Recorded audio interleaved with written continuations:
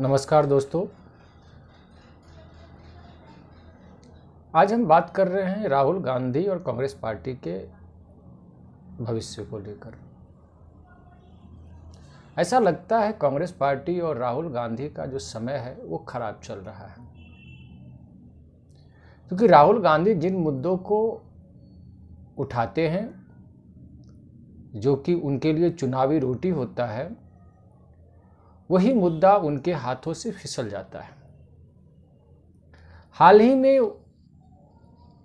एक अडानी का मुद्दा आया हुआ था, जिसको वो काफ़ी ज़ोर शोर से उठा रहे थे कि मोदी सरकार अडानी के लिए काम करती है।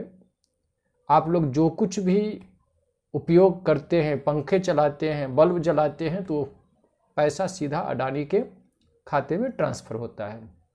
उसका काफ़ी लोग मजाक भी उड़ाए थे उनके इस वक्तव्य का।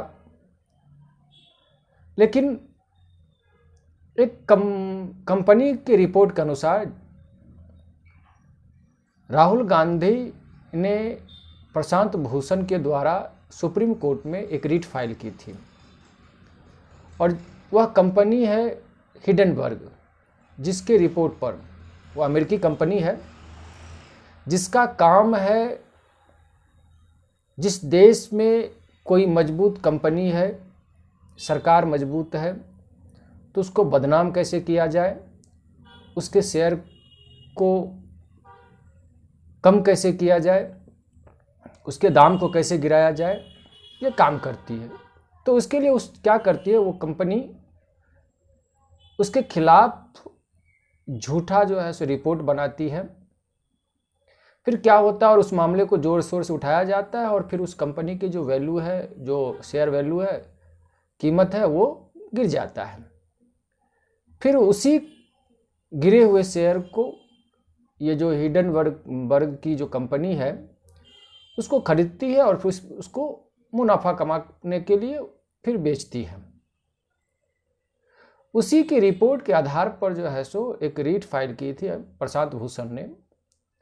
तो उसके बाद जो है सो सुप्रीम कोर्ट ने एक कमेटी बनाई, जिस कमेटी में 6 सदस्य थे, और उनको कहा गया कि सेबी के थ्रू जो है सो इस मामले की जांच की जाए। टोटल 24 मामले थे उनमें, और 24 मामले थे।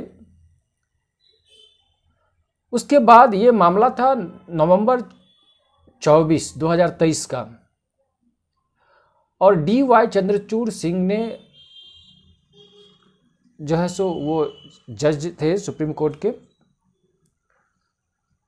फिर आज 3 जनवरी को ये फैसला आया है। तो सुप्रीम कोर्ट ने ये कहा कि एक जो है सो किसी कंपनी की रिपोर्ट के आधार पर हम किसी को गलत साबित नहीं कर सकते हैं। वो इसलिए कहा कि जब जांच करने के लिए जो समिति बनाई गई थी, कमेटी बनाई गई थी 6 सदस्यों का, तो टोटल 24 मामलों में 22 मामलों का जो है सो उन्होंने जांच किया, जिसमें कोई जो है सो किसी प्रकार की त्रुटि नहीं निकली, कोई असत्यता नहीं था। 2 की जांच अभी चल रही है, जिसे सुप्रीम कोर्ट ने कहा है कि अगले 3 महीने में उसे जांच करके रिपोर्ट सौंपा जाए। सुप्रीम कोर्ट ने प्रशांत भूषण से कहा, क्या सुप्रीम कोर्ट अखबार में छपे रिपोर्ट के आधार पर जो है फैसला देगी, उन तथ्यों को आधार बनाएगी, या फिर अपने ही जो है जो संस्था सेबी पर उठाएगी? ऐसा संभव नहीं है।